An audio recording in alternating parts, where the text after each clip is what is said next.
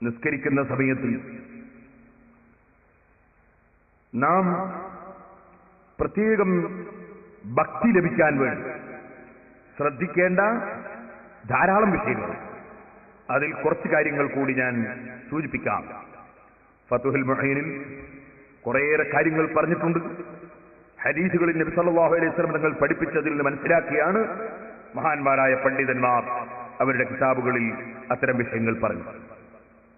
ഭക്തിയുള്ള നിസ്കാരത്തെ സംബന്ധിച്ച് നാം മെനിഞ്ഞാന്ന് കുറെ സമയം സംസാരിച്ചു. 2 ദിവസം മുമ്പ് കുറെ സമയം സംസാരിച്ചിട്ടുണ്ട്.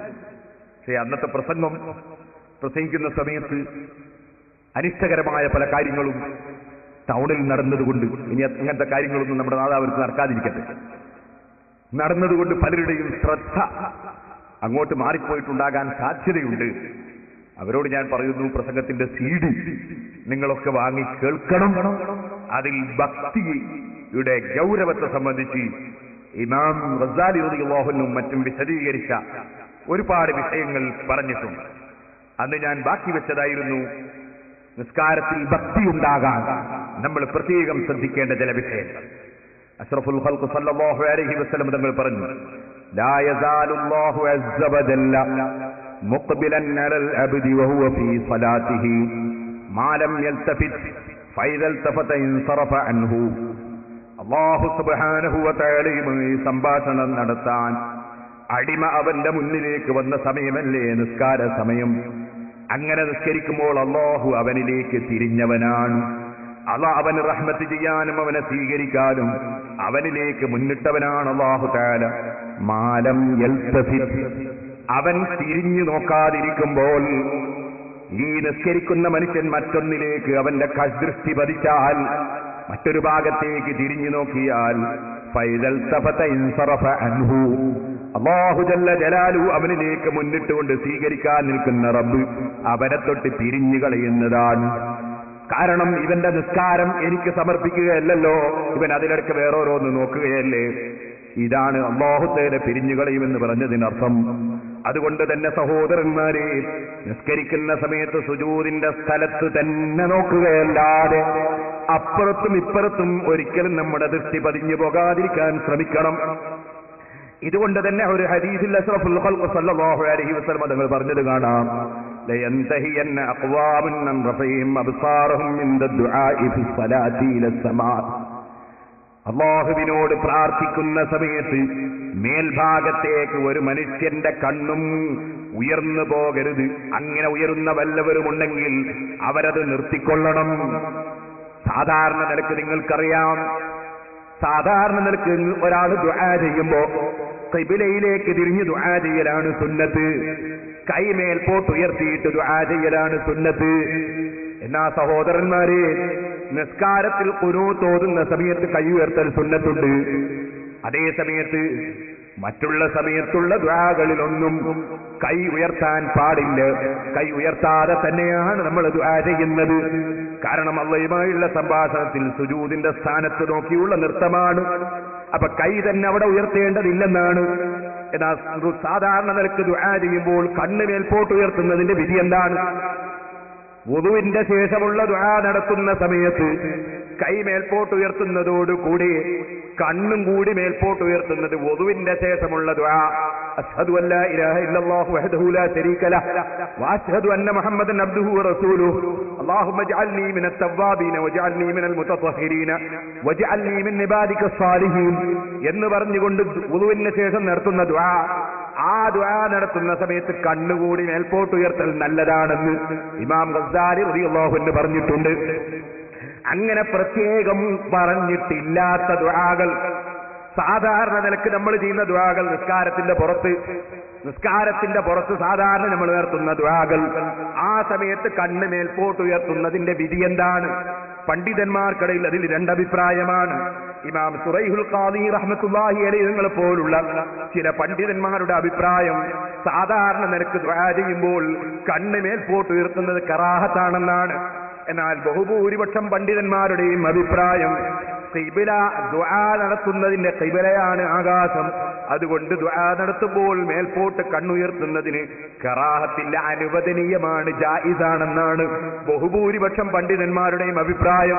അതുകൊണ്ട് ഏതെങ്കിലും ഒരാൾ ദുആ ചെയ്യുന്ന സമയത്ത് മേൽപോട്ട് കണ്ണുയർത്തി ദുആ നടത്തുന്നുണ്ടെങ്കിൽ അതിൽ നമ്മൾ ആക്ഷേപിക്കേണ്ടതില്ല. കാരണം എന്തുകൊണ്ട്? ആ ദുആ നടത്തുന്ന സമയത്ത് അത് അനുവദനീയമാണെന്നാണ് ഭൂരിപക്ഷം പണ്ഡിതന്മാരും പറഞ്ഞത്.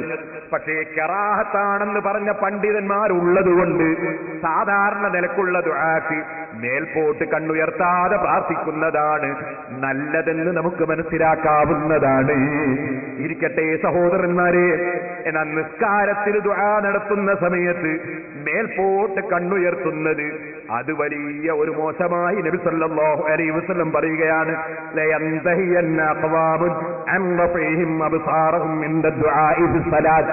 നിസ്കാരത്തിൽ പ്രാർത്ഥന നടത്തുമ്പോ മേൽപോട്ടേക്ക് കണ്ണുയർത്തുന്ന ഏർപ്പാട് അത് ചെയ്യുന്നവര് നിർത്തട്ടെ. അതെ, അല്ലെങ്കിൽ അവരുടെ കണ്ണുകൾ നഷ്ടപ്പെടട്ടെ, അവരുടെ കണ്ണുകൾ പറ്റിയെടുക്കപ്പെടട്ടെ എന്ന് നബി സല്ലല്ലാഹു അലൈഹി വസല്ലം തങ്ങൾ പറയുന്നു. എന്ന് പറഞ്ഞാൽ അവന്റെ കണ്ണ് നഷ്ടപ്പെടാൻ കാരണമാകുന്ന വിധത്തിൽ അപകടകരമായ ഒരു പ്രവർത്തനമാണ് നിസ്കാരത്തിൽ മേൽപോട്ട് കണ്ണുയർത്തുന്നത്. അപ്പൊ പിന്നെ എവിടെ നോക്കണം? നമ്മൾ നേരത്തെ പറഞ്ഞു, സുജൂദിന്റെ സ്ഥാനത്ത് തന്നെ നോക്കി നിസ്കരിക്കണം. അപ്പോഴാണ് മനുഷ്യന് ഭക്തി ഉണ്ടാകുന്നത്. അപ്പുറവും ഇപ്പുറവും കണ്ണ് തിരിഞ്ഞാൽ, പള്ളിന്റെ ചുമരുമലേക്ക് നോക്കിയാൽ, മിമ്പറിന്റെ ഭംഗിയുള്ള നോക്കിയാൽ, അതുപോലെ തന്നെ മറ്റുള്ള പെയിന്റുള്ള നോക്കിയാൽ, അതുപോലെ മറ്റു സ്ഥലങ്ങളിലേക്ക് തിരിഞ്ഞു നോക്കിയാൽ, അപ്പുറം ഇപ്പുറം ആരാ വരുന്നതെന്ന് ചിന്തിച്ചാൽ നിസ്കാരത്തിന്റെ പ്രതിഫലം നഷ്ടപ്പെടുകയാണ്. നമ്മൾ സുജൂദിന്റെ സ്ഥാനത്തേക്ക് തന്നെ നോക്കി നിൽക്കണം. നമ്മൾ ശ്രദ്ധിച്ച് നമ്മൾ വിചാരിച്ചാൽ കഴിയുന്ന കാര്യമില്ലേ അത്? സുജൂദിന്റെ സ്ഥാനത്ത് തന്നെ നോക്കുക എന്നുള്ളത്. ഇങ്ങനെ നോക്കി നിൽക്കുമ്പോൾ ഭക്തി അല്ലാഹു തആല തരും. അതുകൊണ്ട് ഭക്തി ഉണ്ടാകാനുള്ള ഏറ്റവും പ്രധാനപ്പെട്ട ഒരു വഴിയാണ് കണ്ണ് മറുഭാഗങ്ങളിലേക്കൊന്നും തിരിക്കാതെ നമ്മൾ സുജൂദിന്റെ സ്ഥാനത്ത് തന്നെ നോക്കുക. ഇനി മറ്റൊന്ന്, നബി സല്ലല്ലാഹു അലൈഹി വസല്ലം നമുക്ക് നിസ്കാരത്തിൽ ഭക്തി ഉണ്ടാകാൻ വേണ്ടി നമുക്ക് പറഞ്ഞു തരുന്നു. ലാ സലാത്ത ബിഹദറത്തി തആമിൻ വലാ ഹുവ യുദാഫിഉൽ ലഖ്ബതാൻ. ഒരിക്കലും തന്നെ ഭക്ഷണം തയ്യാറായി നിൽക്കുകയും ഭക്ഷണം കഴിക്കണമെന്ന് നിനക്ക് തോന്നുകയും ചെയ്യുന്ന സമയം, അതുപോലെ നിനക്ക് മലമൂത്ര വിസർജനത്തിനോ അല്ലെങ്കിൽ കീവായു പോകാനോ നിനക്ക് മുട്ടുന്ന സമയം, അതേ ആ സമയത്ത് നിസ്കരിക്കുന്നത് ആ നിസ്കാരം ശരിയായ നിസ്കാരമല്ല, അഥവാ പൂർണ്ണമായ നിസ്കാരമല്ല. ലാ സലാത്ത, നിസ്കാരമില്ല. ബിഹദറത്തി തആമിൻ, ഭക്ഷണത്തിന്റെ മുന്നിൽ നിസ്കാരമില്ല. നിനക്ക് ഭക്ഷണം കഴിക്കണമെന്ന് തോന്നുന്നു, ഭക്ഷണം തയ്യാറായി നിൽക്കുന്നു, എന്നാൽ നീ നിസ്കരിച്ചിട്ട് ഭക്ഷണം കഴിക്കുന്നതിന് പകരം ഭക്ഷണം കഴിച്ചിട്ട് നിസ്കരിക്കുകയാണ് വേണ്ടത്. എന്താ കാരണം? നിന്റെ നിസ്കാരത്തിൽ ഭക്ഷണം കൊള്ളേ, വിശപ്പ് കൊള്ളേ, നിന്റെ ശ്രദ്ധ തിരിഞ്ഞു പോകാതിരിക്കാൻ ആ ഭക്ഷണം നീ ആദ്യം അങ്ങ് കഴിച്ചേക്കണം. നന്നായി ദാഹിക്കുന്നുണ്ടോ, വെള്ളമുണ്ടോ, കുടിച്ചിട്ട് നിസ്കരിച്ചേക്കണം. ഇതുപോലെ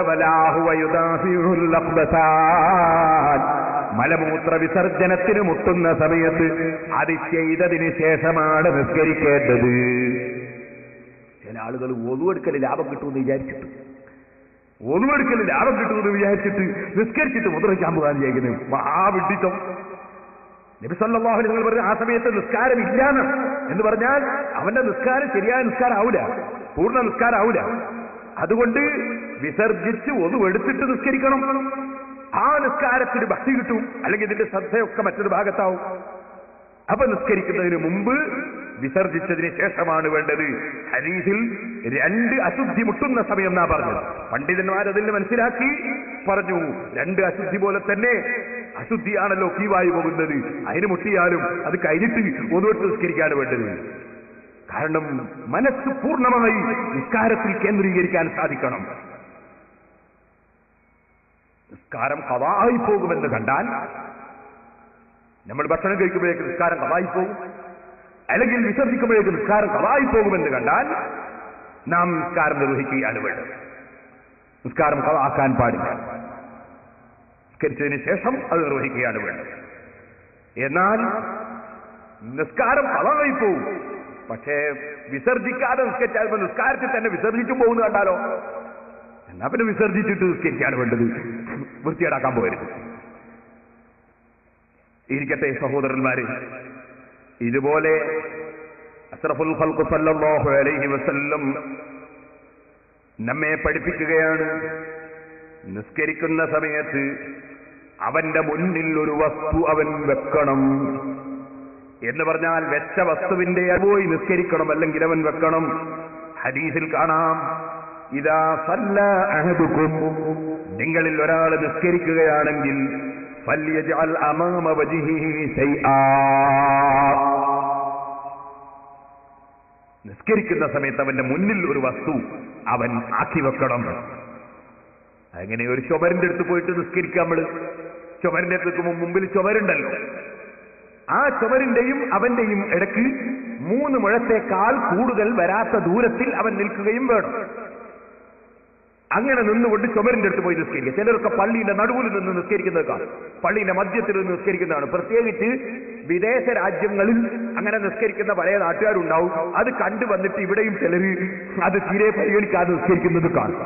പിന്നെ കൂടുതൽ ആളുള്ള സമയത്ത് സൗകര്യമില്ലാത്തതുകൊണ്ടാണെങ്കിൽ കുഴപ്പമില്ല. ഇപ്പൊ നമ്മളൊക്കെ ഇപ്പൊ ഇശാ നിസ്കാരം കഴിഞ്ഞ് സുന്നത്ത് നിസ്കരിക്കുമ്പോൾ മുന്നിൽ തന്നെ പോയി നിസ്കരിക്കാൻ കഴിയില്ല, ഒരുപാട് ആളുണ്ടാവില്ലേ. അപ്പൊ പിന്നെ മുന്നിലുള്ള ആളെയോ അല്ലെങ്കിൽ മറ്റെന്തെങ്കിലുമോ പരിഗണിച്ചുകൊണ്ട് നിസ്കരിക്കുന്നവരുണ്ടാകാം. അതേ സമയത്ത് അല്ലാതെ നമ്മൾ ഒരു പള്ളിയിൽ കയറിയിട്ട് മധ്യത്തിൽ നിന്ന് നിസ്കരിക്കുക.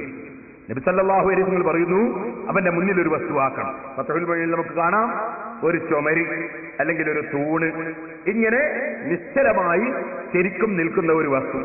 ആ വസ്തുവിന് ഒരു മുഴത്തിന്റെ 3/2 ഉയരമുണ്ടാകുക എന്നത് പരിഗണിക്കപ്പെടേണ്ടതാണ്. എന്നിട്ട് അവൻ നിൽക്കുമ്പോൾ 3 മുഴത്തിനേക്കാൾ ചുരുങ്ങിയ സ്ഥലത്ത് നിൽക്കുകയും ചെയ്യുക. ആ മറയും ഇവനും തമ്മിലുണ്ടാകുന്ന ദൂരം. അങ്ങനെ നിന്നുകൊണ്ടാണ് നിസ്കരിക്കേണ്ടത്. അങ്ങനെ മറ വെക്കുമ്പോൾ തന്നെ അത് നേരെ മുന്നിലാകാതെ അല്പം ഇടത്തോ വലത്തോ ആകുന്നത് നല്ലതാണെന്നും ഫത്ഹുൽ മുഈൻ പഠിപ്പിച്ചിട്ടുണ്ട്. ഇരിക്കട്ടെ, അങ്ങനെ മുന്നിലൊരു മറ ഉണ്ടായിരിക്കണം. അങ്ങനെ ഇല്ലെങ്കിൽ ഫൈലം യജിദ് ഫൽയൻസിബ് അസൻ, നബി സല്ലല്ലാഹു അലൈഹി വസല്ലം പറയുന്നു, അങ്ങനെ അവനൊരു മറ, ഒരു ചുമരോ തൂണോ അങ്ങനെയുള്ള വസ്തുക്കൾ ഇല്ലെങ്കിൽ അവൻ പള്ളിയിൽ വടി നാട്ടി വെക്കണമെന്ന്. അപ്പൊ നമ്മളെ പള്ളിയിൽ ഇപ്പം വടി കുഴിച്ചിടാൻ കഴിയൂല. പഴയ കാലത്ത് നബി സല്ലല്ലാഹു അലൈഹി വസല്ലം നിസ്കരിച്ചിരുന്ന പള്ളി നമ്മളെ പള്ളി പോലെ കാർപ്പറ്റ് പതിച്ച, അല്ലെ ഗ്രാനൈറ്റ് പതിച്ച, മാർബിൾ പതിച്ച, സിമന്റ് ഇട്ട പള്ളിയല്ല. അഷ്റഫുൽ ഖൽഖ് സല്ലല്ലാഹു അലൈഹി വസല്ലം നിങ്ങളുടെ കാലത്തുള്ള പള്ളി വെറും മണല് ഭൂമിയാണ്. ആ ഭൂമി പള്ളിയായി വഖഫ് ചെയ്യപ്പെട്ടാൽ അത് പള്ളിയായി. പള്ളിക്ക് ഗ്രാനൈറ്റ് വേണമെന്നില്ല, പള്ളിക്ക് കാർപ്പറ്റ് വേണമെന്നില്ല, പള്ളിക്ക് സിമന്റ് വേണമെന്നില്ല, മണ്ണ് ഭൂമിയാണ്.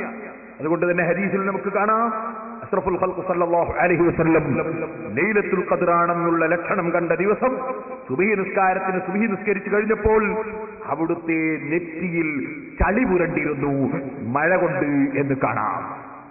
അതുപോലെ മറ്റു ചില സമയങ്ങളിലും അവിടുത്തെ നെറ്റിയിൽ ചളി പുരണ്ടിരുന്നു എന്ന് കാണാം. കാരണം അന്നത്തെ പള്ളി എന്ന് പറഞ്ഞാൽ ഇന്നത്തതുപോലെ മിനാരങ്ങളും ഇന്നത്തതുപോലെ കൊമ്പകളും ഇന്നത്തതുപോലുള്ള ആഡംബരങ്ങളും ഉള്ള പള്ളിയല്ല. എന്ന് മാത്രമല്ല, ഹദീസിൽ നബി സല്ലല്ലാഹു അലൈഹി വസല്ലം തങ്ങൾ പള്ളി മോടി കൂട്ടുന്നതിനെതിരായി സംസാരിച്ചതായും നമുക്ക് കാണാൻ സാധിക്കും. പള്ളി മോടി കൂട്ടുന്നതിനെതിരായി അല്ലാഹുവിന്റെ റസൂൽ സംസാരിച്ചിട്ടുണ്ട്.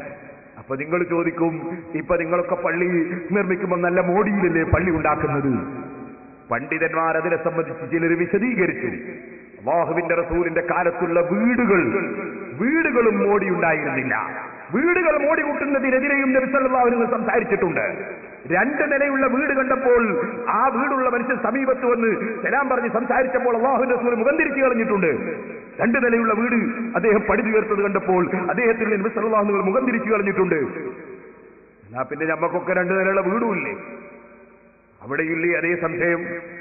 സഹോദരന്മാരെ, അഷ്റഫുൽ ഖൽഖ് സല്ലല്ലാഹു അലൈഹി വസല്ലം തങ്ങളുടെ കാലം ഞാൻ നേരത്തെ പറഞ്ഞതുപോലെ വളരെ ഞെരുക്കവും ബുദ്ധിമുട്ടുമുള്ള കാലമാണ്. അക്കാലഘട്ടത്തിൽ അല്ലാഹുവിന്റെ പള്ളി മോടി പിടിപ്പിക്കുന്നതിനെതിരെ സംസാരിച്ച നബി സല്ലല്ലാഹു അലൈഹി വസല്ലം വീടും ബിൽഡിങ്ങുകളും മോടി പിടിപ്പിക്കുന്നതിനെതിരെയും സംസാരിച്ചിട്ടുണ്ട്. ഇന്ന് ലോകത്തെ എല്ലാ കക്ഷികളും അവരവരുടെ വീടുകൾ നന്നായി മോടി പിടിപ്പിക്കുകയും അതൊന്നിലധികം നിലകളൊക്കെ ഉയർത്തിക്കൊണ്ടുവരികയും ബിൽഡിങ്ങുകൾ മോടി പിടിപ്പിക്കുകയും ചെയ്തിട്ട് അള്ളാന്റെ പള്ളി മാത്രം മോടിയില്ലാതെ വന്നാൽ, അള്ളാന്റെ പള്ളി മാത്രം വൃത്തിയും ഭംഗിയുമില്ലാതെ വന്നാൽ, മനുഷ്യന്മാരുടെ വീടുകളൊക്കെ നല്ല മോടിയിലും ഭംഗിയിലുമാവുകയും അല്ലാഹുവിന്റെ വീട് തീരെ മോടിയും ഭംഗിയുമില്ലാതെയുമായാൽ അത് അല്ലാഹുവിന്റെ വീട്ടിനോടൊരു നിസ്സാരത ബുദ്ധിയില്ലാത്ത ജനങ്ങളെ മനസ്സിൽ വന്നു പോകാൻ കാരണമാകും. അതുകൊണ്ട് പള്ളിയും ഇക്കാലത്ത് അല്പം മോടിയിലും ഭംഗിയിലും തന്നെ വേണമെന്ന് പണ്ഡിതന്മാരിൽ പലരും പറഞ്ഞിട്ടുണ്ട്.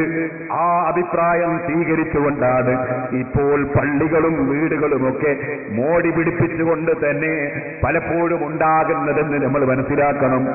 ഇത് തന്നെ മഹാന്മാരുടെ മഖ്ബറയെ സംബന്ധിച്ചും നിങ്ങൾ ഉൾക്കൊള്ളണം. നമ്മളെ വീട് വളരെ ഗ്രാനൈറ്റ് പതിച്ച വീട്, അതുപോലെ നമ്മളെ ബിൽഡിങ്ങുകൾ ഗ്രാനൈറ്റ് പതിച്ചത്, നമ്മളെ വീട്ടിന്റെ സുബ്ഹാനല്ലാഹ് അതിന്റെ ഓരോ വസ്തുക്കളും തൂണുകളൊക്കെ വളരെ ജോറ്.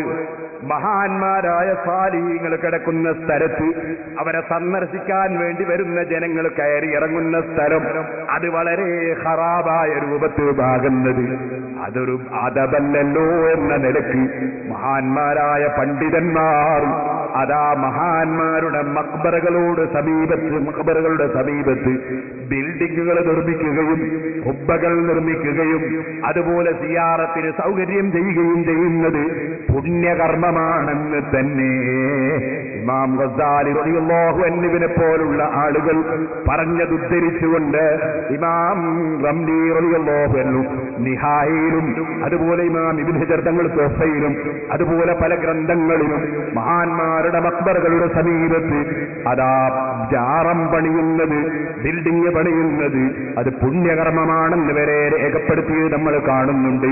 കാരണം എന്തുകൊണ്ട്? മറ്റുള്ളതെല്ലാം ഭംഗിയിലും മോടിയിലും നടക്കുകയും മുസ്ലിം ഉമ്മത്തിന്റെ ശിആറുകളും ചിഹ്നങ്ങളും ഒരു മോടിയും ഭംഗിയുമില്ലാതെ വൃത്തികെട്ടതും കാണാനൊരു കോലവുമില്ലാത്ത രൂപത്തിലുമാകുന്നത് സമൂഹത്തിലുള്ള മതിപ്പും കുറഞ്ഞു പോകാൻ കാരണമാകുമെന്നതിനാൽ പണ്ഡിതന്മാര് പലരും അത് അനുവദിക്കുകയാണ്. ഇരിക്കട്ടെ, ഞാനിപ്പോൾ അതിന്റെ വിശദീകരണത്തിലേക്ക് കടക്കുന്നില്ല, ഒരു ചെറിയ സൂചന മാത്രം നൽകിയതാണ്. ഇരിക്കട്ടെ സഹോദരന്മാരെ, അപ്പൊ പള്ളിയിൽ വടി നാട്ടിവെക്കണമെന്ന് അഷ്റഫുൽ ഖൽഖ് സല്ലല്ലാഹു അലൈഹി വസല്ലം തങ്ങൾ പറഞ്ഞത് വടി കുത്തനെ വെക്കാൻ പറ്റുന്ന സാഹചര്യമുള്ള പള്ളിയിലാണ്. അങ്ങനെ ഒരാൾക്ക് സാധിക്കുന്നില്ലെങ്കിലോ ഫൈലം യകുൻ മഅഹു അസൻ ഫല്യഖുത്ത ഖതാ, നബി സല്ലല്ലാഹു അലൈഹി വസല്ലം തങ്ങൾ പറയുന്നു, അവന്റെ കൂടെ വടി ഇല്ലെങ്കിൽ, അല്ലെങ്കിൽ വടി അവിടെ കുത്തനെ അവിടെ കുഴിച്ചിടാൻ സാധിക്കുന്നില്ലെങ്കിൽ അവനൊരു വര വരക്കട്ടെ. അങ്ങനെ ഒരു വര വരക്കട്ടെ. പിന്നെ അവന്റെ മുന്നിലൂടെ പോകുന്നത് അവനെ ബുദ്ധിമുട്ടിക്കുകയില്ല. ഇവിടെ നബി സല്ലല്ലാഹു അലൈഹി വസല്ലം ഒരു വര വരക്കാൻ പറഞ്ഞു. പള്ളിയിൽ വര വരക്കാനും ഇന്ന് ബുദ്ധിമുട്ടാണ്. അപ്പോൾ പിന്നെ പള്ളിയിൽ കഴിയുന്ന കാര്യം എന്താണ്? ഒരു നിസ്കരിക്കാൻ നിൽക്കുന്ന വ്യക്തി അവന് ചുമരും അതുപോലെ തൂണും അതുപോലെ നീങ്ങാത്ത സാധനങ്ങളിലേക്ക് നിന്നുകൊണ്ട് നിസ്കരിക്കാൻ സാധിക്കില്ലെങ്കിൽ എന്തെങ്കിലും ഒരു തുണിയെടുത്തവിടെ വിരിച്ചിട്ട് ആ തുണിയിൽ ഒരു മുസല്ലയിലോ അല്ലെങ്കിൽ മറ്റെന്തെങ്കിലും ഒരു തുണിയോ വിരിച്ചിട്ട് അതിൽ വെച്ച് നിസ്കരിക്കാൻ വേണ്ടി ശ്രമിക്കേണ്ടതാണ്. ഇമാമിന്റെ മുന്നിലുള്ള മറ മഅ്മൂമിങ്ങൾക്ക് മറയായി പരിഗണിക്കപ്പെടും. അതുപോലെ ഓരോ സഫിന്റെയും ഓരോ സഫും പിന്നിലുള്ള സഫിന് മറയായി പരിഗണിക്കപ്പെടും. അതുകൊണ്ട് സഫുകൾക്കിടയിലും ഇമാമിന്റെ കൂടെ നിസ്കരിക്കും ഇമാമിന്റെ പിന്നിലും വേറെ മറ അന്വേഷിക്കേണ്ട ആവശ്യമില്ലെന്നുകൂടി സാന്ദർഭികമായി ഉണർത്തുകയാണ്. ഇനി ഞാൻ പറയട്ടെ, നബി സല്ലല്ലാഹു അലൈഹി വസല്ലം അങ്ങനെ മറ വെച്ച് നിസ്കരിക്കുന്നവന്റെ മുന്നിലൂടെ നടന്നു പോകാൻ പാടില്ലെന്ന് പ്രത്യേകമായി രേഖപ്പെടുത്തിയിരിക്കുകയാണ്. അങ്ങനെ ഒരാളും അത്തരക്കാരുടെ മുന്നിലൂടെ നടന്നു പോകാൻ പാടില്ല. കാണാം നിങ്ങൾക്ക്, ലൗ യഅലമുൽ മാറു ബൈന യദൈൽ മുസല്ലി മാദാ അലൈഹി ലകാന അൻ യുഖ്സഫ ബിഹി ഖൈറൻ മിൻ അൻ യമുറ ബൈന യദൈഹി. നിസ്കരിക്കുന്നവന്റെ മുന്നിലൂടെ നടന്നു പോകുന്നതിനേക്കാൾ എത്രയോ നല്ലത് അവനെ ഭൂമിയിൽ പിടിച്ച് താഴ്ത്തിക്കളയുന്നതാണ് എന്ന് വരെ അതിന്റെ ഗൗരവം മനസ്സിലാക്കിയാൽ ഉൾക്കൊള്ളാൻ സാധിക്കുമെന്ന് ഹദീസുകൾ പഠിപ്പിക്കുന്നത് കാണാം. അപ്പൊ നിസ്കരിക്കുന്നവന്റെ മുന്നിലൂടെ നടക്കാൻ പാടില്ല.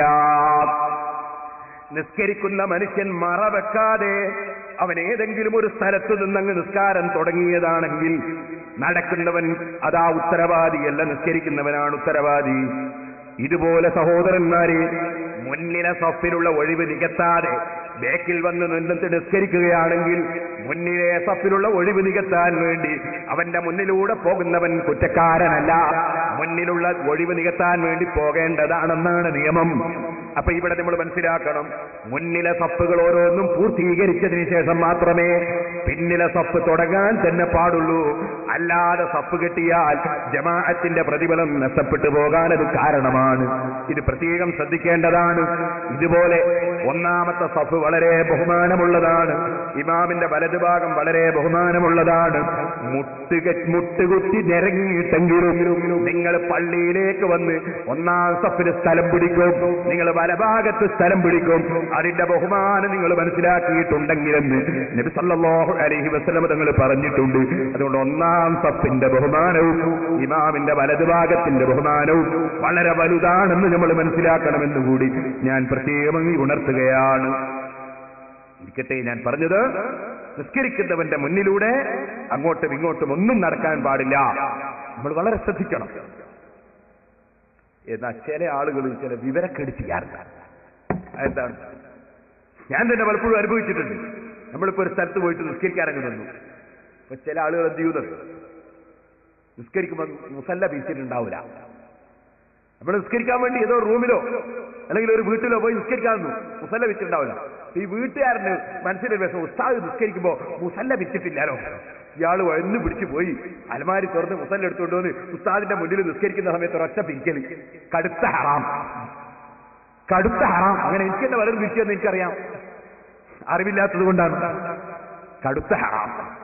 നിസ്കരിക്കുന്നവന്റെ മുന്നിൽ കൂടി നടക്കൽ ഹറാമായതുപോലെ നിസ്കരിക്കുന്നവന്റെ മുന്നിൽ കൈ നീട്ടുന്നതും കാല് നീട്ടുന്നതും ഒക്കെ ഹറാമാണ്. അപ്പൊ പിന്നെ അയാൾ നിസ്കരിക്കുമ്പോൾ നിസ്കരിച്ചോട്ടെ, അയാൾ അറിവുണ്ട് നിസ്കരിക്കാൻ. നമ്മൾ പിന്നെ നമ്മളെ വകയിലൊന്നും നന്നാക്കണം. ചില ആളുകളുണ്ട് ഭക്ഷണം കഴിക്കാനിരുന്നാൽ വിളമ്പിക്കൊടുക്കുന്ന ചില ആൾക്കാർ. അയാൾ വിളമ്പുന്നത് എന്താണ്, അയാൾക്ക് ഏറ്റവും ഇഷ്ടപ്പെട്ടത്, തിന്നുന്നാക്ക് തീരെ പറ്റാത്തത്. തിന്നുന്ന മനുഷ്യന് പറ്റുന്ന അയാൾ എന്നെ വിളമ്പൂലേ. നേരെ മറിച്ച് നമ്മളിങ്ങനെ ഇട്ട് വെറുതെ കൊടുക്കുമ്പോ ഇവന് തിന്നാൻ പറ്റാത്ത ഇങ്ങനെ മുന്നിൽ ഇട്ട് കൊടുത്ത് പക്ഷേ ഇനിയിപ്പോ എന്താ ചെയ്യുക, തിന്നാന്നല്ലാതെ തിന്നാൻ പറ്റുന്ന അപ്പുറമുണ്ട്. ഇതുപോലെ അത് ശ്രദ്ധിക്കണോ, ഒരു സാധനം മുന്നിൽ ഇട്ട് കൊടുക്കുമ്പോൾ ആദ്യം ചോദിക്കണം, ഇത് ഇടട്ടേന്ന് ചോദിക്കണം, ഇട്ട് കൊടുക്കാം. അത് ചോദിക്കാതെ ഇട്ടാലോ ഇവനിതും കൊണ്ട് കുടുങ്ങി. അതും അസുഖം തന്നെയാണ്. ഒരാളെ മുന്നിൽ ഇട്ട് കൊടുക്കുമ്പോൾ ചോദിച്ചിട്ടേ ഇടാവും. അല്ലെങ്കിൽ ഇയാൾ ഇത് പക്ഷേ നഷ്ടപ്പെട്ടു പോലെ വെച്ചിട്ട് വെറുപ്പോട് കൊടുത്തുന്നേണ്ടി വരും. അപ്പൊ അയാളെ ദ്രോഹിക്കലാണ്, ചെയ്യാൻ പാടില്ല. അപ്പൊ ഇട്ടുകൊടുക്കുന്നതിന് വിരോധമില്ല. ആദരിച്ചിട്ട് അതിഥികളെ സൽക്കരിക്കുമ്പോ അതിഥികൾക്ക് ഇട്ടുകൊടുക്കും, ബഹുമാനാണ്. അതിഥികളെ ബഹുമാനിക്കുന്നതിന്റെ ഒരു ഭാഗമാണ് അവരെ മുന്നിൽ ഭക്ഷണം ഇട്ട് കൊടുക്കാറുണ്ട്. പക്ഷെ അത് ഇട്ടുകൊടുക്കുന്ന സമയത്ത് അവരോടൊന്ന് ചോദിക്കണം, ഇടത്തേന്ന് ചോദിക്കണം, എന്നിട്ടേ ഇടാവും. അല്ലാതെ ഇടാൻ പാടില്ല. ഇട്ടാലോ അയാൾക്ക് തീരെ പറ്റാത്ത സാധനം ഇനി ഒഴിച്ചു കൊടുത്തു. ഉദാഹരണം പറയാ, ഒരാൾക്ക് അദ്ദേഹത്തിന് പൈൽസിന്റെ രോഗമാണ്, കോഴിന്റെ കറി തീരെ പറ്റില്ല. ഇയാൾക്ക് ഏറ്റവും ഇഷ്ടമുള്ള കോഴിന്റെ കറിയായി ഒഴിച്ചു കൊടുക്കുന്ന പറഞ്ഞു, നല്ല നാടൻ കോഴിയാ ഉസ്താദ് എന്ന് പറഞ്ഞിട്ട് ഒഴിച്ചു കൊടുത്താൽ ഉസ്താദ് കുടുങ്ങിയില്ലേ. അപ്പൊ നമ്മൾ ചോദിക്കണം, ഇത് ഒഴിക്കട്ടെ എന്ന് ചോദിക്കണം, എന്നിട്ടേ ഒഴിച്ചു കൊടുക്കാവൂ. നമ്മൾ ഏത് കാര്യം ചെയ്യുമ്പോഴും ചെയ്യുന്ന കാര്യം കറക്റ്റായിരിക്കണം. നിസ്കാരത്തിന്റെ മസാലയല്ലേ എന്നോട്ട് കാര്യമില്ലേ, എല്ലാ മസൂലും പഠിക്കണമല്ലോ. അപ്പൊ സഹോദരന്മാരെ, നിസ്കരിക്കുന്ന സമയത്ത് നിസ്കരിക്കുന്നവന്റെ മുന്നിലേക്ക് കൈ നീട്ടരുത്, കാല് നീട്ടരുത്, ശരീരത്തിലെ അവയവങ്ങൾ നീട്ടരുത്, കൈകൊണ്ടവന്റെ മുന്നിലേക്ക് കൊണ്ടുപോകരുത്. അതും ഹറാമിന്റെ ഇനത്തിൽപ്പെട്ടതാണെന്ന് നമ്മൾ മനസ്സിലാക്കണം. വെറും നടന്നുപോകൽ മാത്രമല്ല ഹറാം. കാരണം അവൻ അല്ലാഹുവിന്റെ മുന്നിൽ ഭക്തിപൂർവ്വം നിസ്കരിക്കുമ്പോൾ നിന്റെ കൈ നീട്ടിയാൽ അവന്റെ ശ്രദ്ധ കൈയിലേക്ക് വന്നു, അതിന്റെ ഉത്തരവാദി നീയാണ്. ഒരു ഹദീസിൽ നബി സല്ലല്ലാഹു അലൈഹി വസല്ലം തങ്ങൾ പറഞ്ഞു, ഇദാ സല്ലാ അഹദുക്കും ഇലാ ഗൈരി സുത്രതി ഫഇന്നഹു യഖ്തഉ സലാതഹുൽ ഹിമാറു വൽ ഖിൻസീറു വൽ യഹൂദി വൽ മജൂസി വൽ മർഅതു വതുജ്സിഉ അൻഹു ഇദാ മറൂ ബൈന യദൈഹി അലാ ഖൽഫത്തിൻ ബിഹജർ. സുബ്ഹാനല്ലാഹ്. നിസ്കരിക്കുന്ന സമയത്ത് അവന്റെ മുന്നിലൂടെ ജീവികൾ പോയാൽ, അതുപോലെ വിവരമില്ലാത്ത യഹൂദി പോയാൽ മുസ്ലിമീങ്ങൾ പോകില്ലല്ലോ. ഇസ്രായേലികളൊക്കെ ആണെങ്കിൽ ചിലപ്പോൾ പോയി ഇന്നും വരും. അതുകൊണ്ട് പറയാണ്, വൽ യഹൂദി പോയാൽ, വൽ മജൂസി പോയാൽ, അല്ലെങ്കിൽ നിസ്കരിക്കുന്ന ഒരു പുരുഷന്റെ മുന്നിലൂടെ ഒരു സ്ത്രീ അങ്ങ് നടന്നു പോയാൽ, സ്ത്രീയും പുരുഷനും തമ്മിൽ പരസ്പരം ശ്രദ്ധിച്ചു പോകാൻ സാധ്യതയുള്ള ജീവികളാണ്. അതുകൊണ്ട് തന്നെ ഒരു സ്ത്രീ അതിലെ പോയാൽ അതൊക്കെ നിസ്കാരത്തിന് ബാധിക്കാൻ കാരണമാണ്. ഇത് പറഞ്ഞുകൊണ്ട് നബി സല്ലല്ലാഹു അലൈഹി വസല്ലം തങ്ങൾ പറഞ്ഞു, അവർ പോവുകയാണെങ്കിൽ അകലങ്ങളിലൂടെ പോകട്ടെ, മറയുടെയും മനുഷ്യന്റെയും ഇടയിലൂടെ ഒരാളും പോകാൻ പാടില്ല. ഇത്തരക്കാർ മുന്നിലൂടെ പോകുമ്പോൾ നമ്മുടെ ശ്രദ്ധ അങ്ങോട്ട് തിരിക്കാതെ ശ്രദ്ധിക്കേണ്ടതുമാണ്. നിസ്കാരം അല്ലാഹുവിന് ചെയ്യുന്ന ഭക്തിപൂർവം ചെയ്യുന്ന ഇബാദത്താണ്. അത് വളരെ പരിഗണിച്ചുകൊണ്ട് ചെയ്യേണ്ടതാണ്. ഇനി നബി സല്ലല്ലാഹു അലൈഹി വസല്ലം തങ്ങൾ വേറൊരു ഹദീസിൽ പഠിപ്പിക്കുകയാണ്. അതെ, നിസ്കരിക്കുമ്പോൾ ഞാൻ പറഞ്ഞല്ലോ, അഷ്റഫുൽ ഖൽഖ് സല്ലല്ലാഹു അലൈഹി വസല്ലമയുടെ കാലത്ത് സുജൂദ് ചെയ്യുന്ന സ്ഥലം മണലാണ്. അങ്ങനെയുള്ള സ്ഥലത്ത് സുജൂദ് ചെയ്യുമ്പോൾ ചിലപ്പോൾ കല്ലുണ്ടാവും, ചരക്കല്ലുണ്ടാവും, മണലുണ്ടാവും, മണ്ണുണ്ടാവും. അപ്പൊ ഒന്നങ്ങട്ട് കൈകൊണ്ട് തട്ടി കല്ല് നെറ്റിക്ക് പെടാതിരിക്കാൻ കൈകൊണ്ട് അങ്ങ് നിരത്തിയാലോ? അങ്ങനെ നിരത്തേണ്ട ഒരു ആവശ്യം വന്നാൽ തന്നെ അവിടുന്ന് പറയുകയാണ്,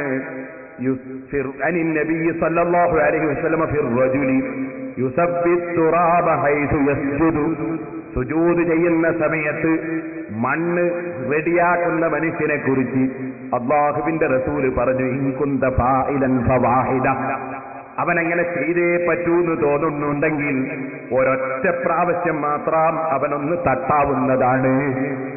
ഒറ്റ പ്രാവശ്യം മാത്രം ഒന്ന് മണ്ണ് റെഡിയാക്കാൻ തട്ടാവുന്നതാണ്, കല്ല് തട്ടിക്കളയാവുന്നതാണ്. എന്താ കാരണം എന്ന് ഞാൻ പറയേണ്ടതില്ല.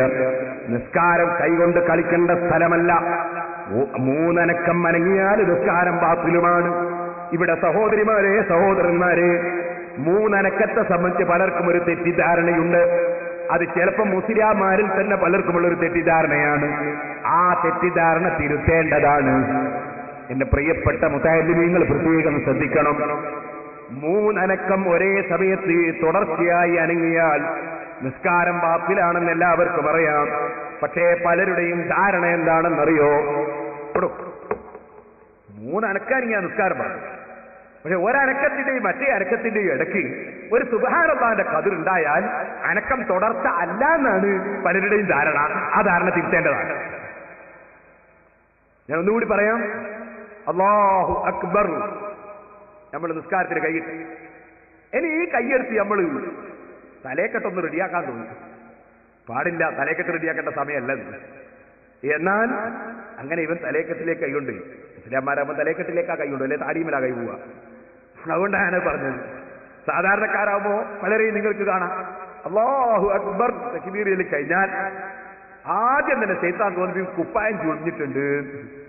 അങ്ങനെ കുപ്പായത്തിന്റെ മുന്നിലും പിടിച്ചൊരു താഴ്ത്തലി, ബേക്കിലും പിടിച്ചൊരു താഴ്ത്തലി. പല ചെറുപ്പക്കാർക്കും കാണാം കുപ്പായത്തിന്റെ അപ്പുറം പിടിച്ചൊരു താഴ്ത്തലി. സുബ്ഹാനല്ലാഹ്, മൂന്നനക്കം അനങ്ങുമ്പോൾ നിസ്കാരം ബാത്തിലാണ്. ഈ മൂന്നനക്കം പലരും ധരിച്ചു വെച്ചിരിക്കുന്നത് ഒരനക്കത്തിന്റെയും മറ്റൊരനക്കത്തിന്റെയും ഇടയ്ക്ക് ഒരു സുബ്ഹാനല്ലാഹ് എന്ന് പറയുന്ന സമയം ഉണ്ടായാൽ അനക്കം തുടർച്ച അല്ലാതായി എന്നാണ് ധാരണ. ആ ധാരണ തിരുത്തേണ്ടതാണ്. മറിച്ച് ഒരനക്കത്തിന്റെയും മറ്റൊരനക്കത്തിന്റെയും ഇടയ്ക്ക് ഉണ്ടാകുന്ന സമയം, ആ അനക്കങ്ങൾ വേർതിരിയണമെങ്കിൽ എത്ര സമയം വേണം? ചില പണ്ഡിതന്മാർ പറഞ്ഞു ഒരു ഫാത്തിഹ ഓതുന്ന സമയം കഴിഞ്ഞിട്ട് അനങ്ങണോ, എന്നാൽ അവർ വെവ്വേറെ അനക്കായിട്ട് കൂട്ടുള്ളൂ, അല്ലെങ്കിൽ തുടർച്ചയായിട്ടുള്ള അനക്കായിട്ടാണ് കൂട്ടുക. ഫത്ഹുൽ മുഈനിൽ കാണാം ഫാത്തിഹ ഓതുന്ന സമയം. അപ്പൊ ഒരനക്കം കഴിഞ്ഞിട്ട് ഒരു ഫാത്തിഹ ഓതുന്ന സമയം കഴിഞ്ഞിട്ട് രണ്ടാമത്തെ അനക്കം വരികയാണെങ്കിൽ അത് തുടർച്ചയായിട്ടുള്ള അനക്കല്ല. എന്നാൽ ഫത്ഹുൽ മുഈനിൽ പറഞ്ഞു ഫാത്തിഹ എന്ന് കണക്കാക്കണ്ട, ഒരു സാധാരണ നിലക്ക് ഒരു സമയം ഒന്ന് കണക്കാക്കിയാൽ മതി. അതാണ് പ്രബലമായ അഭിപ്രായം. എന്നാലും ഫാത്തിഹയുടെ അത്ര ഇല്ലെങ്കിലും ഏകദേശം അത്രയൊക്കെ എന്നല്ലേ എന്നാലും മനസ്സിലാക്കേണ്ടത്. ഞാൻ അതിന്റെ കറക്റ്റ് ടൈം, സ്ഥലം, സമയം എത്ര എന്നതിനെ സംബന്ധിച്ച് ഒരുപാട് നോക്കിയിട്ട് എന്റെ ശ്രദ്ധയിൽപ്പെട്ടില്ല. പക്ഷേ ഞാൻ കുട്ടിക്കാലത്ത് പാറക്കടവിൽ വയല് കേൾക്കാൻ പോകാറുണ്ടായി. അന്ന് പാറക്കടവിൽ 40 ദിവസം 60 ദിവസമൊക്കെ ബഹുമാനപ്പെട്ട മർഹൂം കണാരണ്ടി ഉസ്താദ് വയല് പറയാറുണ്ട്. അല്ലാഹു അവിടുത്തെ ദർജ വർദ്ധിപ്പിച്ചു കൊടുക്കും. നല്ല ഫിഖഹിന്റെ മസലകൾ ഇങ്ങനെ പറയുന്ന വയല്, അതുപോലെ ധാരാളം ആത്മീയ ഉപദേശം നൽകുന്ന വയല്, വയല് കേട്ടു പോകുന്ന ആളുകളൊക്കെ കരഞ്ഞുകൊണ്ട് അല്ലാഹുവിനോട് തൗബ ചെയ്ത് തിരിച്ചു പോകുന്ന വയല്. ആ വയല് കേൾക്കാൻ തന്നെ ഒരുപാട് ദൂരങ്ങളിൽ നിന്ന് ആളുകൾ നടന്നു വരാറുണ്ടായിരുന്നു. അങ്ങനത്തെ വയലുകളൊക്കെ ഇന്ന് ഇല്ലാതെയായിപ്പോയി. അത് സമുദായത്തിന് വലിയ നഷ്ടമാണ്. അന്ന് മഹാനവറുകൾ വയലിൽ പറയുന്നത് ഞാൻ കേട്ടത് ഒരു ഖുൽ ഹുവല്ലാഹു അഹദ് സൂറത്ത് ഓതുന്ന സമയമെങ്കിലും എന്നാണ്. അപ്പൊ ഒരു അനക്കത്തിന്റെയും മറ്റൊരനക്കത്തിന്റെയും ഇടക്ക് ഒരു ഖുൽ ഹുവല്ലാഹു അഹദ് സൂറത്ത് ഓതുന്ന സമയമെങ്കിലും ഉണ്ടായെങ്കിലേ അനക്കം തുടർച്ചയായ അനക്കമല്ല എന്ന് പറയാൻ പറ്റൂ എന്നാണ് അവിടുന്ന് പറഞ്ഞത്. ഏതായിരുന്നാലും അതിനൊരു സുബ്ഹാനല്ലാഹയുടെ ഖദർ കൊണ്ട് മാത്രം ആരും തൃപ്തിപ്പെട്ടേക്കരുത് എന്ന് സാന്ദർഭികമായി ഉണർത്തുകയാണ്. 3 അനക്കം തുടർച്ചയായി അനങ്ങിയാൽ നിസ്കാരം ബാത്തിലാണ്. അതുകൊണ്ട് തന്നെ നിസ്കാരത്തിലേക്ക് കടന്നതിന് ശേഷം ശൈത്താൻ നമ്മുടെ ഖൽബിൽ തോന്നിപ്പിക്കുന്ന നമ്മുടെ കുപ്പായം ചുളിഞ്ഞു എന്ന തോന്നൽ, താടി റെഡിയായിട്ടില്ല എന്നുള്ള തോന്നൽ, തലേക്കെട്ട് റെഡിയായിട്ടില്ല എന്നുള്ള തോന്നൽ, അതുപോലെ അപ്പുറവും ഇപ്പുറവും ഒക്കെ ചൊറിയണം എന്നുള്ള തോന്നൽ, ആ തോന്നലുകളൊക്കെ ശൈത്താനിന്റെ ഭാഗത്ത് നിന്നുള്ളതാണെന്ന് മനസ്സിലാക്കി അടക്കത്തോടെ ഒതുക്കത്തോടെ നേരത്തെ പറഞ്ഞില്ലേ മഹാനായ സിദ്ദീഖുൽ അക്ബർ റളിയല്ലാഹു അൻഹുവിന്റെ നിസ്കാരം, അബ്ദുല്ലാഹി ഇബ്നു സുബൈർ റളിയല്ലാഹു അൻഹുവിന്റെ നിസ്കാരം, അതുപോലെ ഹത്തമുൽ അസ്സം റളിയല്ലാഹു അൻഹുവിന്റെ നിസ്കാരം ഒരു മരക്കഷ്ണം നിൽക്കുന്നത് പോലെ, അതേ ഒരു മരക്കഷ്ണം നിൽക്കും പോലെ ഭക്തിയോടെയുള്ള നൃത്തമാണ്.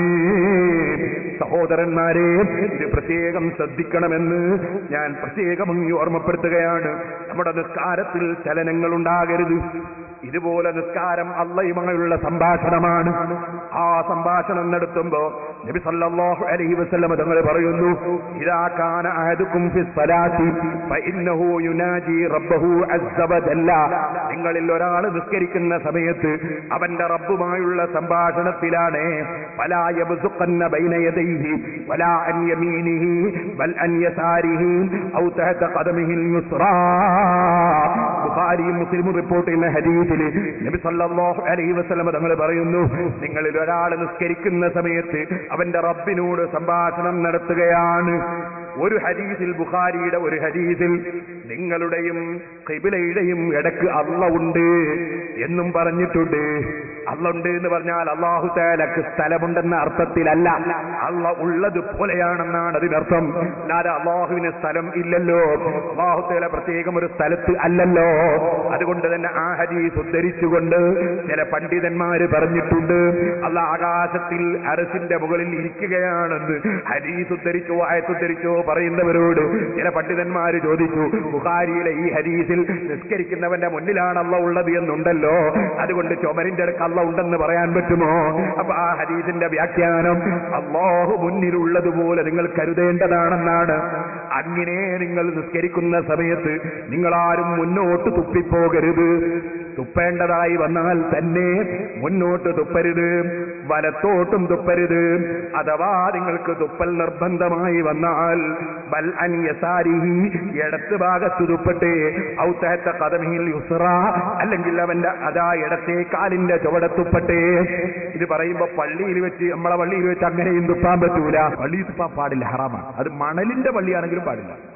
പൂഴിയും മണ്ണും കൊണ്ടുള്ള പള്ളിയാണെങ്കിലും പള്ളിയിൽ മനഃപൂർവ്വം തുപ്പാൻ പാടില്ല, അത് ഹറാമാണ്. പള്ളിയിൽ കോളാമ്പി പോലുള്ള സാധനം വെച്ചിട്ട് തുപ്പുകയാണെങ്കിൽ പോലും കയ്യിൽ എടുത്ത് പിടിച്ചിട്ടേ തുപ്പാവൂന്നാണ് പണ്ഡിതന്മാർ പറയുന്നത്. അത്രയും ബഹുമാനിക്കണമെന്ന്. പള്ളിയിൽ തുപ്പാൻ പാടില്ല. അതേസമയത്ത് അല്ലാത്ത സ്ഥലത്താണെങ്കിൽ, മണല് അതുപോലെയുള്ള സ്ഥലത്ത് നമുക്ക് നിസ്കരിക്കുന്ന സമയത്ത് താഴോട്ട് തുപ്പാവുന്നതാണ്.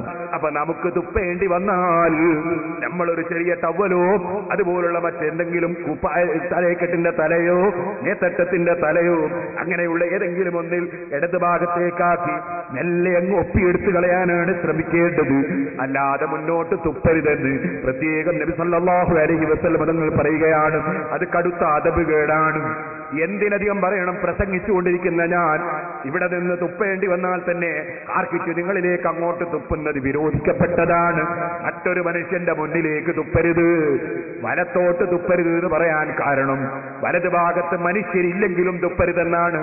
കാരണം വലത്ത് ഭാഗത്തുള്ള മലക്കിന് കൂടുതൽ ബഹുമാനം കൽപ്പിക്കുകയാണ്. മനുഷ്യന്റെ വലത്തും ഇടത്തും മലക്കുകളുണ്ട്. അതുകൊണ്ട് തന്നെ ഇടത്തുള്ള മലക്കിനേക്കാൾ ഒന്നുകൂടി ബഹുമാനം വലത്തുള്ള മലക്കിന് നൽകി. അഥവാ തുപ്പേണ്ടി വന്നാൽ ഇടത് ഭാഗത്ത് തുപ്പാൻ കൽപ്പിക്കപ്പെട്ടു. വേറെ വകുപ്പില്ലാത്തത് കൊണ്ടാണ് എന്നെയും അനുവദിച്ചത്.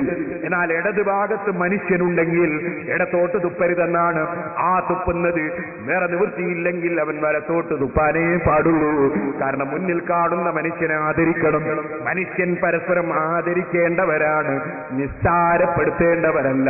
മനുഷ്യൻ പരസ്പരം ബഹുമാനിക്കേണ്ടവരാണ്, പരസ്പരം നിസ്സാരപ്പെടുത്തേണ്ടതല്ല. ഇസ്ലാമിന്റെ നിയമങ്ങൾ മനുഷ്യനെ ആദരിക്കുന്ന ആശയങ്ങളാണെന്ന് നമ്മൾ മനസ്സിലാക്കണമെന്ന് സാന്ദർഭികമായി ഉണർത്തുകയാണ് സഹോദരന്മാരെ. അപ്പൊ നിസ്കാരം ഭക്തിയോടുകൂടെ നിസ്കരിക്കണം. നിസ്കാരം നിർവഹിക്കുന്ന സമയത്ത് അല്ലാഹു സുബ്ഹാനഹു വ തആലയുടെ മുന്നിൽ ഞാൻ ചെയ്യുന്ന വളരെ പ്രധാനപ്പെട്ട അമലാണെന്ന നിലക്ക് നിസ്കരിക്കണം. അങ്ങനെ നിസ്കരിക്കുന്നവർക്കാണ് അല്ലാഹു സർവ്വ സമ്മാനവും കൊടുക്കുന്നത്. അല്ലാഹുവിന്റെ സമ്മാനം അത് ദുനിയാവിലുമുണ്ട് ആഖിറത്തിലുമുണ്ട്. ദുനിയാവിലുള്ള സമ്മാനമാണ് കറാമത്ത്.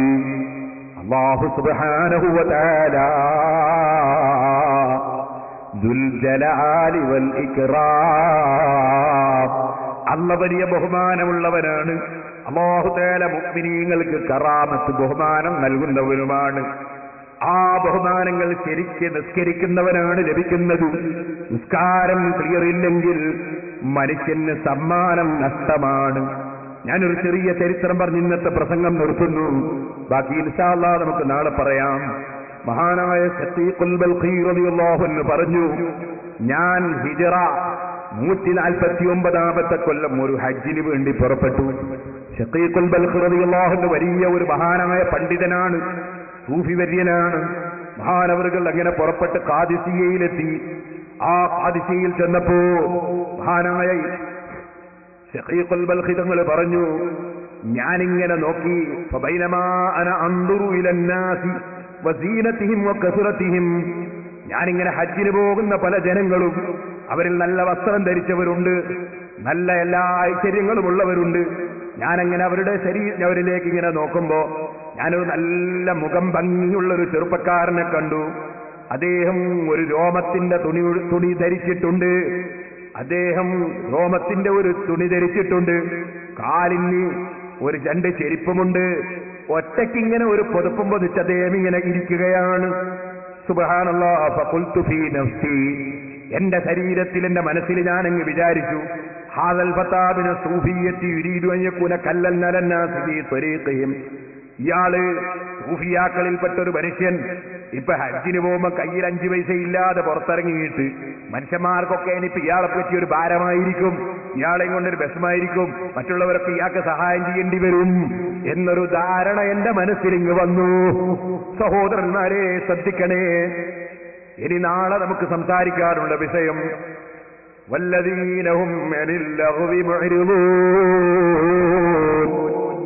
വല്ലദീനഹും അനിൽ ലഗ്വി മുഅ്രിദൂൻ, വിജയം കൈവരിക്കുന്ന മുഅ്മിനീങ്ങൾ, ആ ആളുകൾക്ക് അല്ലാഹ് ഏത് വിശേഷണം സൂറത്തുൽ മുഅ്മിനൂനയിൽ പറഞ്ഞതിൽ ഒരു വിഷയം എന്താണ്?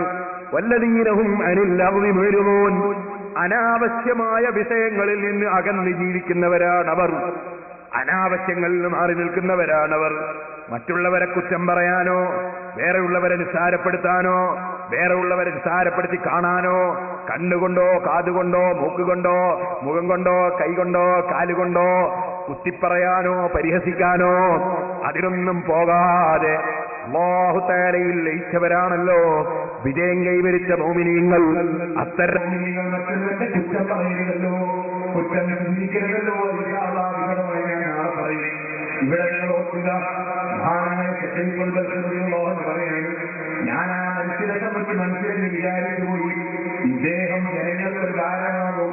ഇയാളെ കയ്യിൽ കാശൊന്നുമില്ലാതെ, വേണ്ടതുപോലെ തൊഴിൽ വസ്ത്രമൊന്നും എടുക്കാതെ, ഭക്ഷണവസ്ത്രങ്ങളൊന്നും കരുതാതെ ഇയാൾ വന്നതാണ്. ഇയാൾ മറ്റുള്ളവർക്ക് കാരണമാകുമല്ലോ.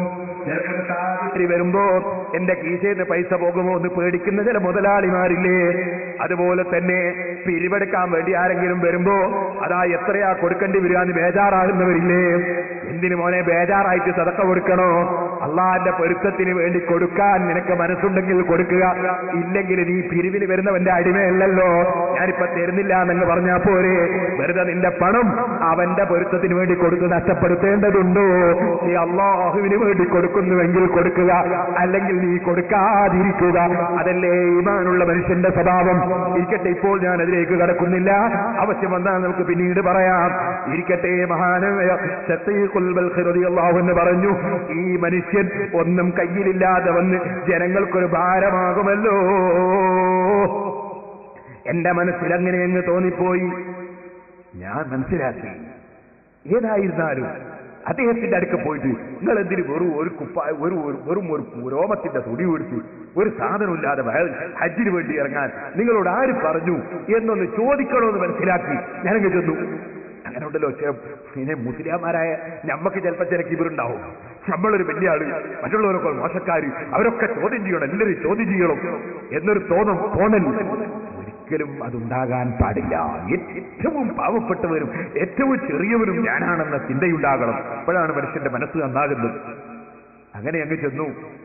അടുത്തോട്ട് ചെല്ലുമ്പോ മഹാനായ ശഖീഖുൽ ബൽഖി റളിയല്ലാഹു അൻഹു പറയാണ്, ആ ചെറുപ്പക്കാരൻ ഞാനങ്ങ് സമീപത്ത് ചെല്ലുമ്പോ എന്നെ ഒരൊറ്റ വിളിയാണ്, യാ ശഖീഖ് ഇജ്തനിബൂ കസീറൻ മിനൽ ദന്നി ഇന്ന ബഅദൽ ദന്നി ഇസ്ം. ശഖീഖേ, ജനങ്ങളെ പറ്റിയുള്ള ധാരണകൾ നീ ഒഴിവാക്കണം. ഇന്ന ബഅദൽ ദന്നി ഇസ്ം, പല ധാരണകളും തെറ്റാണ്. ശഖീഖേ, ഖുർആനിലുള്ളൊരായത്താണ്. അത് ശഖീഖുൽ ബൽഖിയെ മാത്രം വിളിച്ചു പറഞ്ഞതല്ല, എല്ലാവർക്കും പഠിക്കാൻ വേണ്ടി അള്ളാഹ് പറഞ്ഞ ആയത്താണ്. ഇജ്തനിബൂ കസീറൻ മിനൽ ദന്നി, ധാരണകൾ പലതും നിങ്ങൾ കൈയൊഴിക്കണം. ഇന്ന ബഅദൽ ദന്നി ഇസ്മുൻ, ധാരണ പലതും മോശമാണ്, തെറ്റാണ്. അറിയാത്തതൊന്നും പറയാൻ പോകണ്ട.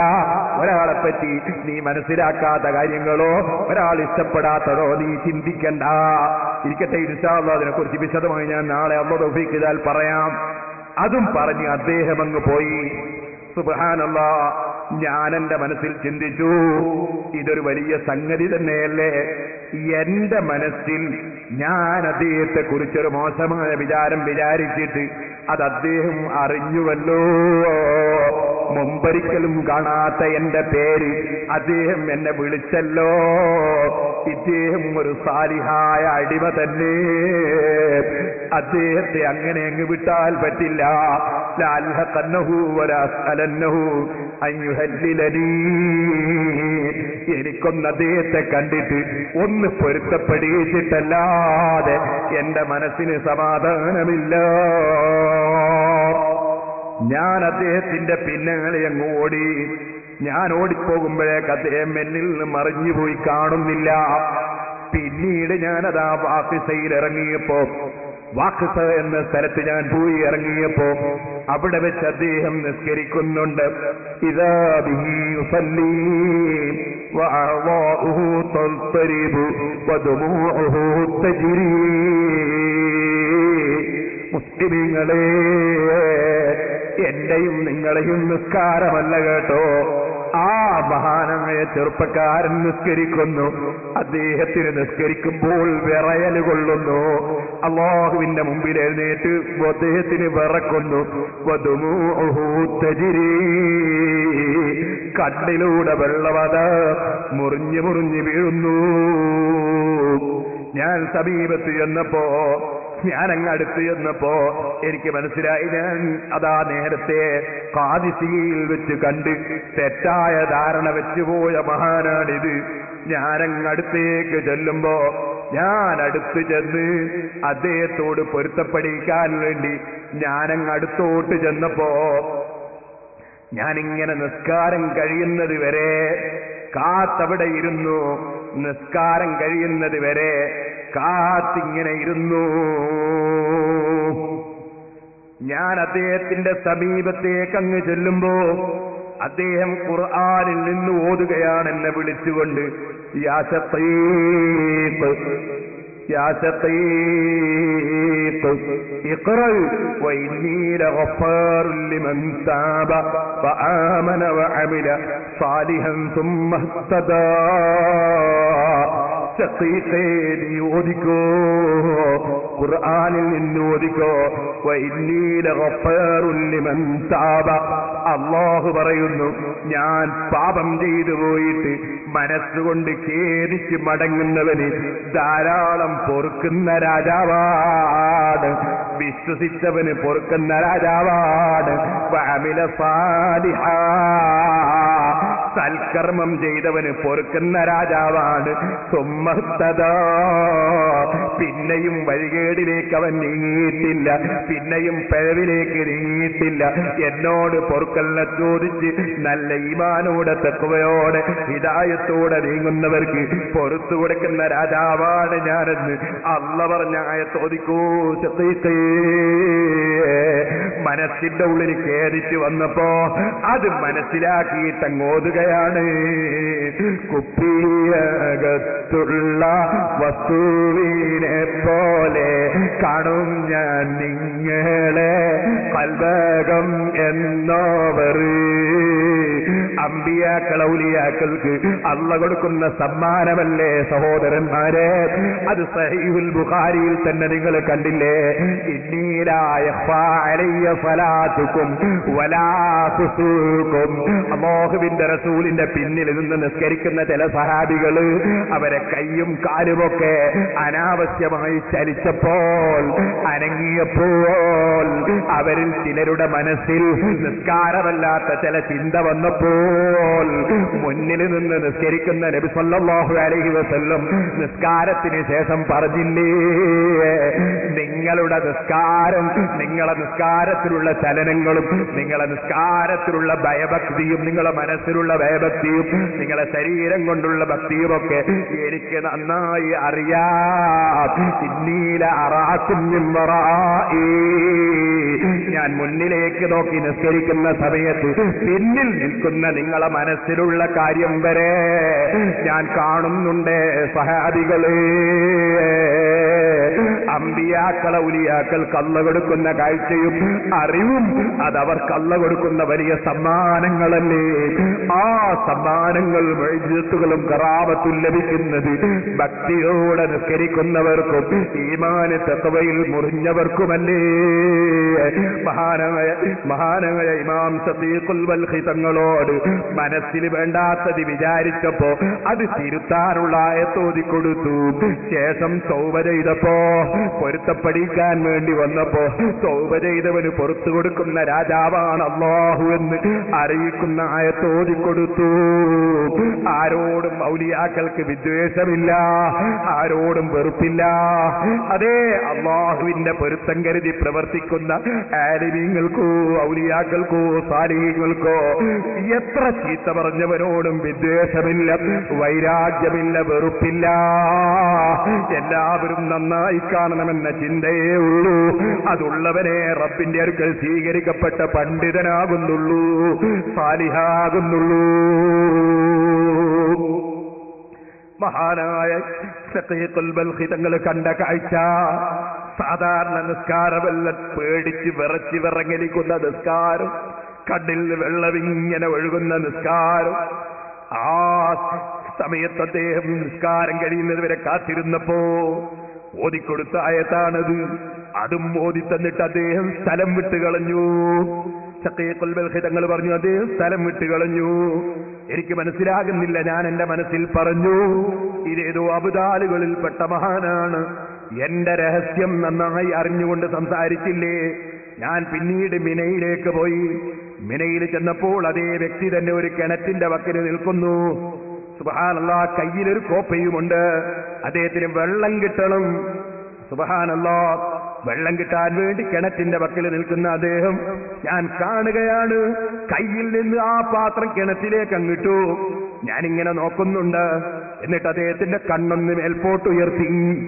ഖിബിലയുടെ അതേ ദുആ ചെയ്യുന്നവന്റെ ഖിബിലയാണല്ലോ മേൽപോട്ട്, അതുകൊണ്ടല്ലേ കൈ ഉയർത്താൻ പറഞ്ഞത്. എന്നാൽ ചിലപ്പോൾ ചില ആളുകൾ മഹാന്മാര് തന്നെ കണ്ണുയർത്തിയെന്നും വരാമെന്ന് നേരത്തെ ഞാൻ സൂചിപ്പിച്ചില്ലേ. കണ്ണൊന്ന് മേൽപോട്ട് ഉയർത്തി അദ്ദേഹം അവിടെ വെച്ച് പറയുന്നത് ഞാൻ കേട്ടു. അന്ത റബ്ബീ ഇദാ ലമത്തു മിനൽ മാ വഖുവതി വഖൂതി ഇദാ അറദ്തു ത്വാമാ. അല്ലാഹുവേ, നീ എന്റെ റബ്ബാണ്. ഞാൻ വെള്ളം ഉദ്ദേശിച്ചാൽ എന്റെ റബ്ബ് നീ തന്നെ. ഞാൻ ഭക്ഷണം ഉദ്ദേശിച്ചാൽ എന്റെ ഭക്ഷണം തരുന്നവനും നീ തന്നെ. അല്ലാഹുമ്മ അൻത തഅലമു യാ ഇലാഹി വസയ്യിദി മാലി സിവാഹാ. അല്ലാഹുവേ, നിനക്കറിയാമല്ലോ എന്റെ ഇലാഹും യജമാനുമായ റബ്ബേ, എനിക്ക് മറ്റൊന്നുമില്ലല്ലോ. ഫലാദിന്നിയാഹാ, എനിക്കത് നീ ഇല്ലാതെയാക്കല്ല അല്ലാഹ്. ഈ ഒരു ദുആയും നടത്തി അവിടെ നിൽക്കുകയാണ്. ശഖീഖുൽ ബൽഖി തങ്ങൾ പറഞ്ഞു, ഞാൻ അങ്ങോട്ട് ചെന്നു. സുബ്ഹാനല്ലാഹ്, ഫവല്ലാഹി ലഖദ് റഅയ്തുൽ ബിഹറ വഖദ് ഇർതഫഅ മാഉഹു. ഞാൻ അങ്ങ് നോക്കുമ്പോ കിണറ്റിലുള്ള വെള്ളമതാ പൊങ്ങി പൊങ്ങി പൊങ്ങി വരുന്നു. അതേ കൈ അങ്ങോട്ട് നീട്ടി കിണറ്റിൽ നിന്ന് ആ പാത്രത്തിൽ വെള്ളം ഇങ്ങോട്ടെടുത്തു, നിറയെ വെള്ളം. അതെടുത്ത് അദ്ദേഹം വധുവെടുത്തു. ഒരു 4 റക്അത്ത് റബ്ബിന്റെ മുന്നിൽ ഭക്തിപൂർവ്വം ഇങ്ങ് നിസ്കരിച്ചു. ആ നിസ്കാരം കഴിഞ്ഞിട്ട് അപ്പുറത്ത് കുറെ മണലുകളുണ്ട്. ആ മണൽ കുന്നിന്റെ സമീപത്തേക്ക് അങ്ങ് നീങ്ങി. അവിടെ നീങ്ങിയിട്ട് കൈകൊണ്ട് എന്താ ചെയ്യുന്നത്? കുറച്ച് മണലുകൾ കൈകൊണ്ടിങ്ങ് വാരി, എന്നിട്ട് ഈ പാത്രത്തിൽ വെള്ളമുള്ള പാത്രത്തിൽ അങ്ങിട്ടു. എന്നിട്ട് നന്നായി അങ്ങ് കുലുക്കിക്കളഞ്ഞു. അതേപതാതങ്ങനെ കുടിക്കുകയാണ്. സുബ്ഹാനല്ലാഹ്, വെള്ളത്തിൽ വെറും മണല് കലക്കി കുടിക്കുകയാണ്. ഞാൻ സമീപത്തേക്ക് അങ്ങ് ചെന്നു. ഞാൻ സലാം ചൊല്ലി. എന്റെ സലാം മടക്കി. എന്നിട്ട് എന്നോട് ഞാൻ ചോദിച്ചു, നിങ്ങൾക്ക് അല്ലാഹു തന്ന ഔദാര്യത്തിൽ നിന്ന് എനിക്കും നിങ്ങൾ അല്പം ഭക്ഷണം തരുമോ? സുബ്ഹാനല്ലാഹ്, നേരത്തെ ഇദ്ദേഹത്തിന്റെ കയ്യിൽ ഒന്നുമില്ലാതെ ഹജ്ജിനിറങ്ങിയിട്ട് ഇയാൾ മറ്റുള്ളവർക്കൊരു ഭാരമാകുമോ എന്ന് ചിന്തിച്ചിരുന്ന ശഖീഖുൽ ബൽഖി തങ്ങള് ഈ മഹാനോട് ഭക്ഷണം ചോദിക്കുകയാണ്. നിങ്ങൾക്ക് അല്ലാഹു തന്ന ഔദാര്യത്തിൽ നിന്ന് ഒരൽപ്പം എനിക്കും ഭക്ഷണം തരുമോ? ബറക്കത്തുള്ള ഭക്ഷണം എന്ന നിലയ്ക്ക് ചോദിക്കുകയാണ്. ബഹുമാനപ്പെട്ടവര് പറഞ്ഞു, ഞാനതങ്ങ് ചോദിച്ചപ്പോൾ എന്നോട് പറഞ്ഞു, യാ ശഖീഖ് ലം തസൽ നിഅമത്തുല്ലാഹി അലൈനാ ളാഹിറതൻ വബാതിന. പടച്ചവന്റെ അനുഗ്രഹം ബാഹ്യമായും ആന്തരികമായും നമുക്ക് കിട്ടിക്കൊണ്ടിരിക്കുകയാണ്. ശഖീഖ് ഫഅഹ്സിൻ വന്നക ബിറബ്ബിക. അതുകൊണ്ട് നീ ഒരു കാര്യം ചെയ്തോ ശഖീഖ്, നിന്റെ റബ്ബിനെ സംബന്ധിച്ച് അല്ലാഹുവിനെ പറ്റി നീ നല്ലത് മാത്രം വിചാരിച്ചോ എന്ന് പറഞ്ഞിട്ട് ആ പാത്രം എന്റെ കയ്യിലേക്ക് ഇങ്ങ് തന്നു. ഞാൻ അതിൽ നിന്ന് ബഹുമാനപ്പെട്ടവര് കുടിച്ചതുപോലെ ഞാനും അങ്ങ് കുടിച്ചു നോക്കുമ്പോ എന്തൊരു മധുരമാണ്, എന്തൊരു തരിയാണ്, ക്ലാസ് തരിപ്പായസമാണ്. ഞാനതങ്ങ് കുടിച്ചു. കുടിച്ചപ്പോൾ വല്ലാഹി മാ ശരിബതു ഖത്തു അലദ്ദ മിൻഹു വലാ അത്യബ മിൻഹു റീഹാ. അതിനേക്കാൾ സുഗന്ധമുള്ളതോ അതിനേക്കാൾ ലദ്ദത്തുള്ളതോ രുചിയുള്ളതോ എന്റെ ജീവിതത്തിൽ ഞാൻ കുടിച്ചിട്ടില്ല. നന്നായി കുടിച്ചു. ഞാൻ അവിടെ തന്നെ അങ്ങ് താമസിച്ചു. കുറെ ദിവസത്തേക്ക് പിന്നെ എനിക്ക് പാനീയം വേണ്ട, ഭക്ഷണം വേണ്ട. പിന്നെ ഞാൻ അദ്ദേഹത്തെ കാണുന്നത് മക്കയിൽ കടന്നതിന് ശേഷമാണ്. സുബ്ഹാനല്ലാഹ്, അവിടെയും ബഹുമാനപ്പെട്ടവര് രാത്രി സമയത്ത് ഇങ്ങനെ നിന്നുകൊണ്ട് ഈ രാത്രി പകുതിയായ സമയത്ത് യുസല്ലി ബിഖുശൂഇൻ വഅനീനിൻ വബുകാൽ, നീണ്ട സമയം വളരെ ഭക്തിയോടെ മനസ്സിന്റെ ഉള്ളിൽ നിന്ന് കരത്തിൽ വരുന്ന നിലക്ക് അതാ വളരെ ഭക്തിയോടെ എഴുന്നേറ്റ് നിസ്കരിക്കുന്നത് കണ്ടു. സുബ്ഹാനല്ലാഹ്, നേരം വെളുത്തു. മഹാനവർ നിസ്കരിച്ച സ്ഥലത്ത് തന്നെ ഇരുന്നിങ്ങനെ തസ്ബീഹ് ചൊല്ലുകയാണ്. നിസ്കാരം കഴിഞ്ഞു. പിന്നീട് അദ്ദേഹം അതാ തവാഫ് ചെയ്യുകയാണ്. ഞാൻ അദ്ദേഹത്തിന്റെ രൂപങ്ങളും ഭാവങ്ങളും ഒക്കെ ഞാൻ നോക്കി. ഒരുപാട് ആളുകൾ അദ്ദേഹത്തെ വന്ന് സമീപിക്കുന്നുണ്ട്. പലരും വന്ന് പല സംഗതികളും പറയുന്നുണ്ട്. ഞാൻ നേരത്തെ കണ്ടതുപോലെയല്ല. ആളുകൾക്കൊക്കെ മൂപ്പരിങ്ങോട്ട് വേണമെന്ന നിലവാരമാണ്. മൂപ്പരാരിലേക്കും അങ്ങോട്ട് ആശ്രയിക്കുന്നില്ല. എല്ലാവരും അദ്ദേഹത്തിന്റെ അടുക്കൽ വന്ന് കാര്യം പറയുകയാണ്. അങ്ങനെ ജനങ്ങളൊക്കെ വന്ന് കാര്യം പറയുന്നതൊക്കെ കണ്ടപ്പോ ഞാൻ മറ്റുള്ളവരോട് ചോദിച്ചു, ഇതാരാണ്? വ്യക്തിയെ മനസ്സിലായില്ലല്ലോ. അപ്പോഴാണ് എനിക്ക് മറുപടി കിട്ടുന്നത്, അതാ മൂസബിന് ജഅഫർ ബിൻ മുഹമ്മദ് ബിൻ അലി ബിൻ ഹുസൈൻ ബിൻ അലി ബിൻ അബീ ത്വാലിബ് റളിയല്ലാഹു അൻഹു. ഇത് അലി ബിൻ അബീ ത്വാലിബ് റളിയല്ലാഹു അൻഹുവിന്റെ മകൻ, ഫാത്തിമ ബീവി റളിയല്ലാഹു അൻഹുവിന്റെ മകൻ, അലി ബിൻ ഹസൻ റളിയല്ലാഹു അൻഹുവിന്റെ മകൻ, മുഹമ്മദ് റളിയല്ലാഹു അൻഹുവിന്റെ മകൻ, ജഅഫർ റളിയല്ലാഹു അൻഹുവിന്റെ മകൻ, മൂസൽ കാദിം റളിയല്ലാഹു അൻഹു എന്ന് പറയുന്ന തങ്ങൾ കുട്ടിയാണ്. അഹ്ലു ബൈത്തിൽപ്പെട്ട ആളാണ്. അല്ലാഹുവിന്റെ അടുക്കൽ വലിയ സ്ഥാനമുള്ള വ്യക്തിയാണ്. ഞാനിത് കണ്ടപ്പോൾ അത്ഭുതപ്പെട്ടുപോയി.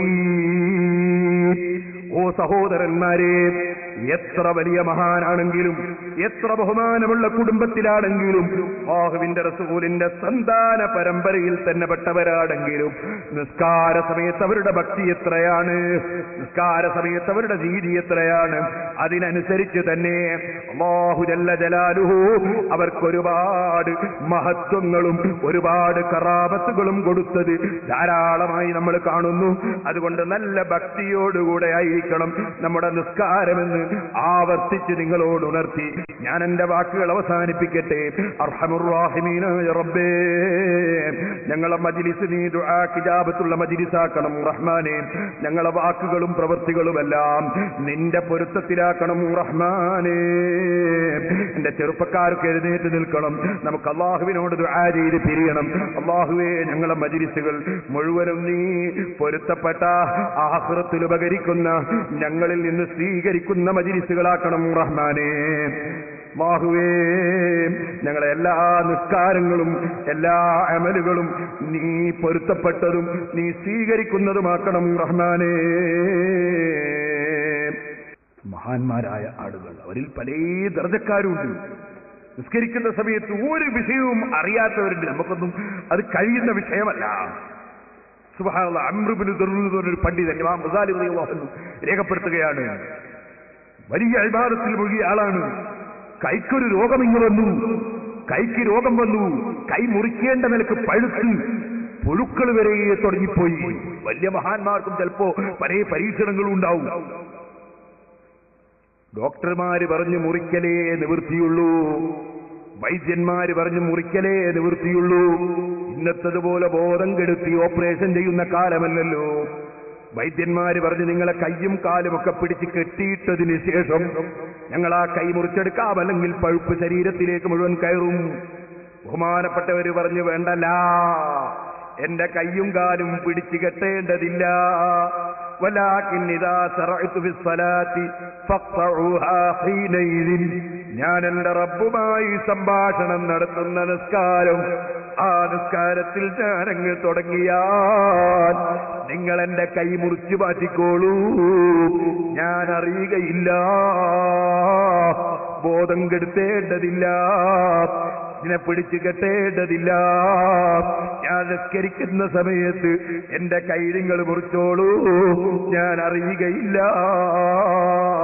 മഹാനായ അംർ ഇബ്നു ദർറുൽ റളിയല്ലാഹു അൻഹു ഇമാം ഗസാലി റളിയല്ലാഹു അൻഹു പറയാണ്, ഫലമ്മാ ദഖല ഫിസ്സലാത്തി ഖതഅത് യദുഹു വലം യസ്ഉർ ബിദാലിക, നിസ്കാരത്തിൽ കടന്നപ്പോ അദ്ദേഹത്തിന്റെ കൈ പഴുത്ത് വേദനിക്കുന്ന കൈ അതാ വൈദ്യന്മാര് വന്ന് ശരിക്ക് മുറിച്ചങ്ങെടുത്തു. നിസ്കാരം കഴിയുന്നത് വരെ അംർ ഇബ്നു ദർറുൽ റളിയല്ലാഹു അൻഹു കൈ മുറിച്ച വിവരം അറിഞ്ഞില്ല. അല്ലാഹുവിൽ ഖൽബ് ശരിക്കങ്ങ് ലയിച്ചപ്പോ അതാ കൈ മുറിഞ്ഞതറിഞ്ഞില്ല. അത് തന്നെയല്ലേ സഹോദരന്മാരെ ഖുർആൻ നമുക്ക് ചൂണ്ടിക്കാണിച്ചതും. യൂസുഫ് നബി അലൈഹിസ്സലാമിന്റെ ഭംഗിയിൽ ആകൃഷ്ടരായപ്പോ ആ ആകൃഷ്ടരായ സ്ത്രീകൾ അവരാപ്പിൾ മുറിക്കുന്ന സമയത്ത് കൈ മുറിച്ചപ്പോൾ വിവരമറിഞ്ഞില്ല. ആപ്പിളിന്റെ കൂടെ കൈയും കൂടി മുറിച്ചുപോയി. ആ ഭംഗിയിൽ ലയിച്ചു പോയതാണ്. അല്ലാഹുവിനെ കാണുന്ന നിലക്ക് അല്ലാഹുവിനെ പ്രിയം വെച്ച് അവരോട് നടത്തുന്ന സംഭാഷണത്തിൽ എനിക്ക് അതാ അറിഞ്ഞു മുറിഞ്ഞു പോയപ്പോൾ വിവരമറിഞ്ഞില്ല. അത്തരക്കാരും അല്ലാഹുവിന്റെ അരിബികളിലുണ്ട് കേട്ടോ. അതുകൊണ്ട് തന്നെ അത്രയൊന്നും നമ്മളെ കൊണ്ട് നിരക്കും സാധ്യമല്ലെങ്കിലും അവരെ ബഹുമാനിച്ചാദരിച്ച് റബ്ബിനോട് പ്രാർത്ഥിക്കണം. റബ്ബേ, എന്റെ നിസ്കാരം നീയുമായുള്ള സംഭാഷണം അതിൽ നീ ഖുശൂഇനെ തരണം റഹ്മാനെ എന്ന് റബ്ബിനോട് പ്രാർത്ഥിക്കുകയും ഖുശൂ ഉണ്ടാകാൻ വേണ്ടി അല്ലാഹുവിന്റെ റസൂൽ നമുക്ക് പഠിപ്പിച്ച നേരത്തെ ഞാൻ പറഞ്ഞ വിഷയങ്ങളൊക്കെ ജീവിതത്തിൽ ഉൾക്കൊണ്ട് നിസ്കരിക്കുകയും ഇതിന്റെ കഴിഞ്ഞ ദിവസം ഞാൻ പ്രസംഗിക്കുമ്പോൾ ഇമാം ഗസ്സാലി തങ്ങൾ നമുക്ക് പറഞ്ഞിരുന്ന ചില ഉപദേശങ്ങൾ, ആ ഉപദേശങ്ങൾ ഒന്നുകൂടി കേട്ട് മനസ്സിലാക്കി അത് ഉൾക്കൊള്ളാൻ ശ്രമിക്കുകയും ചെയ്യണമെന്ന് എന്റെ സ്വന്തം ശരീരത്തോടും നിങ്ങളോടും വസിയത്ത് ചെയ്ത് ഞാൻ എന്റെ പ്രസംഗം നിർത്തട്ടെ. അർഹമുർ റഹീമീനായ അൽ മലിക്കുൽ ജബ്ബാറായ രാജസയ്യിദായ റഹ്മാനെ, ഞങ്ങളെ മജ്ലിസിന് ദുആ ഇജാബത്തുള്ള മജ്ലിസാക്കണം റഹ്മാനെ. ഞങ്ങൾക്ക് ഖുശൂഅോട്